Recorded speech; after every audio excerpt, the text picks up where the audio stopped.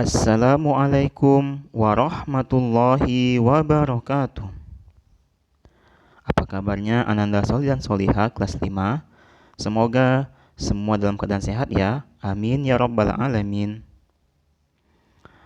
Pada video kali ini kita akan belajar PAI bersama Ustadz Abidin. Baiklah, sebelum kita memulai pelajaran, mari sama-sama kita berdoa terlebih dahulu. Mari sama-sama berdoa. Bismillahirrahmanirrahim. Raditu billahi rabba wa bil islami dina wa bi Muhammadin nabiyya wa rasula. Rabbi zidni ilma warzuqni fahma. Amin. Materi PAI kita pada pertemuan kali ini adalah beriman kepada kitab Allah. Adapun tujuan pembelajaran kita yaitu yang pertama, meyakini bahwa Allah menurunkan kitab-kitabnya kepada para rasulnya. Yang kedua, menjelaskan kitab-kitab yang Allah turunkan kepada para rasulnya. Yang ketiga, menjelaskan Al-Quran sebagai kitab Allah yang diturunkan kepada Nabi Muhammad SAW.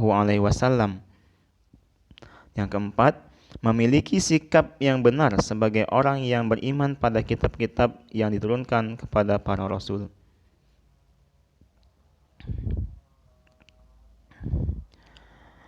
Kita mulai pelajarannya, meyakini adanya kitab suci. Banyak rasul yang telah diutus oleh Allah Subhanahu wa taala kepada manusia sejak Nabi Adam hingga Nabi Muhammad SAW. Ajaran Allah yang mereka bawa secara umum yaitu yang pertama berupa ajaran tauhid, yaitu agar manusia menyembah Allah dan tidak menyekutukannya dengan sesuatu yang lain. Yang kedua yaitu tentang hukum yang mengatur kehidupan umat manusia yang harus menjadi pedoman dalam kehidupan mereka. Ajaran Allah yang diturunkan kepada para rasul itu banyak yang berupa kitab suci, ya. Nanti kita akan mengenal beberapa kitab suci. Di mana Allah Ta'ala berfirman yang artinya, katakanlah kami beriman kepada Allah dan pada apa yang diturunkan kepada kami, juga beriman pada apa yang diturunkan kepada Ibrahim, Ismail, Ishak, Yakub dan anak cucunya. Begitu pula kami beriman pada apa yang diberikan kepada Musa, Isa, dan apa yang telah diberikan kepada Nabi dari Tuhan mereka. Kami tidak membeda-bedakan seorang pun di antara mereka dan kami berserah diri kepadanya. Dalam surat Al-Baqarah ayat 136.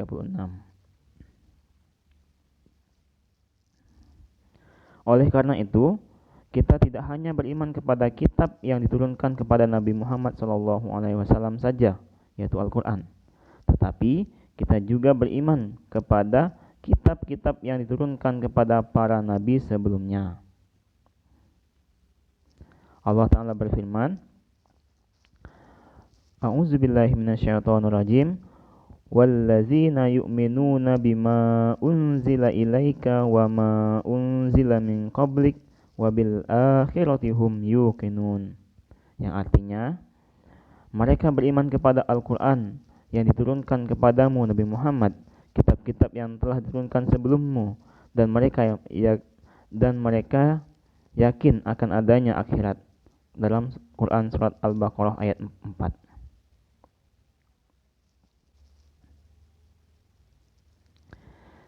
Selanjutnya kita akan mempelajari kitab-kitab yang diturunkan kepada para nabi dan rasul. Tidak semua nama kitab yang diturunkan kepada para nabi dan rasul disebutkan dalam Al-Quran dan hadis.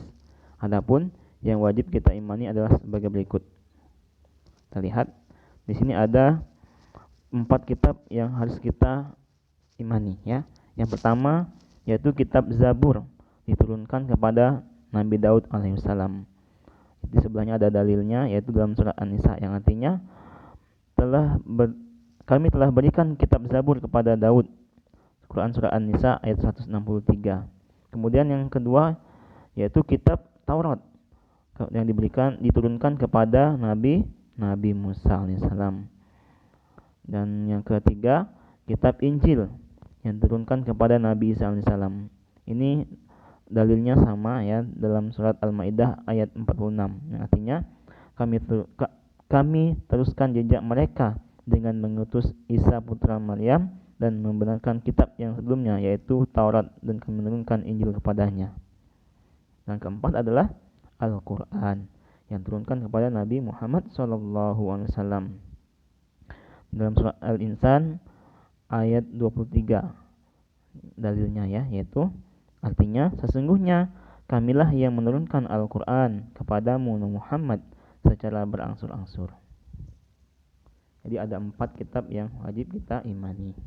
Pertama Zabur diturunkan kepada Nabi Daud, kemudian Taurat yang diturunkan kepada Nabi Musa, Injil kepada Nabi Isa, dan Al-Quran kepada Nabi Muhammad SAW.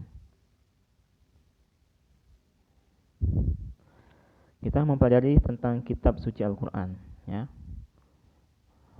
Al-Quran adalah kalam Allah yang diwahyukan kepada Nabi Muhammad SAW yang mengandung kemukjizatan sampai kepada kita dengan cara yang mutawatir, dan membacanya adalah ibadah. Menurut pengertian Al-Quran di atas, ada beberapa yang wajib kita imani tentang Al-Quran. Apa itu? Yang pertama, kalamullah. Kalam artinya perkataan. Istilah yang tepat bagi Allah sesuai dengan keluhurannya adalah firman ya. Perkataan atau firman. Jadi Al-Quran adalah firman Allah, bukan perkataan jin, perkataan manusia ataupun malaikat. Ini adalah firman Allah. Allah berfirman yang artinya tidaklah yang diucapkan itu Al-Quran mengikuti kemauan hawa nafsunya. Ucapan itu tidak lain merupakan wahyu yang diwahyukan Allah kepadanya.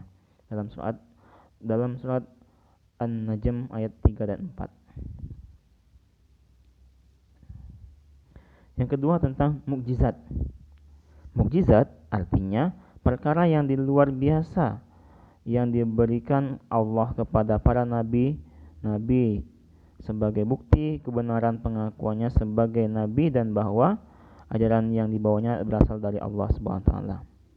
Al-Qur'an merupakan mukjizat yang terbesar yang diberikan Allah kepada Nabi Muhammad SAW.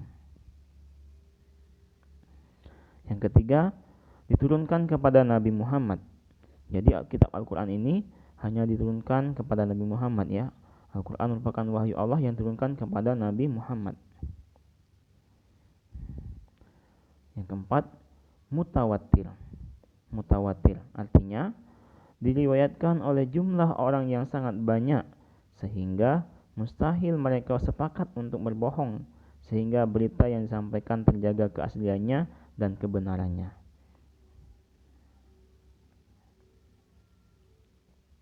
Yang kelima, membaca Al-Quran merupakan ibadah.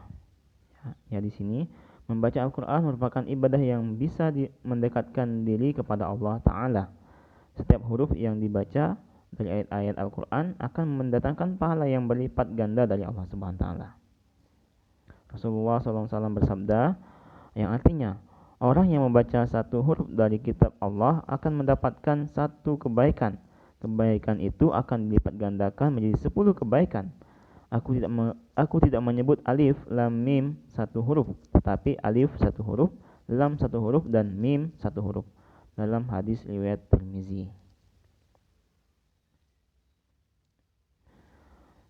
Selanjutnya kita mewujudkan rasa percaya diri sebagai muslim, ya. Sebagai seorang yang beriman kepada Al-Quran akan memiliki sikap percaya diri, yaitu sebagai berikut. Yang pertama, tidak akan tersesat, ya. Percaya dirinya dia tidak akan tersesat. Orang yang menjadikan Al-Quran sebagai pedoman hidupnya akan lurus dan tidak tersesat, serta mendapatkan kebahagiaan dan keselamatan di dunia maupun nanti di akhirat. Selanjutnya yang kedua, jalan hidupnya terang benderang. Al-Quran adalah petunjuk jalan serta cahaya sehingga muslim tahu kemana arah yang dituju dan suasananya terang sehingga langkah demi langkah perjalanan hidupnya dilakukan dengan kepastian. Nah, demikianlah Ananda Soli dan Soliha materi kita pada pertemuan kali ini tentang beriman kepada kitab Allah. Nanti boleh ulang-ulang untuk menonton videonya supaya lebih paham lagi. Semoga bermanfaat dan sama-sama kita akhiri dengan doa. Subhanakallahumma wa bihamdika asyhadu an la ilaha illa anta astaghfiruka wa atubu ilaik. Wassalamualaikum warahmatullahi wabarakatuh.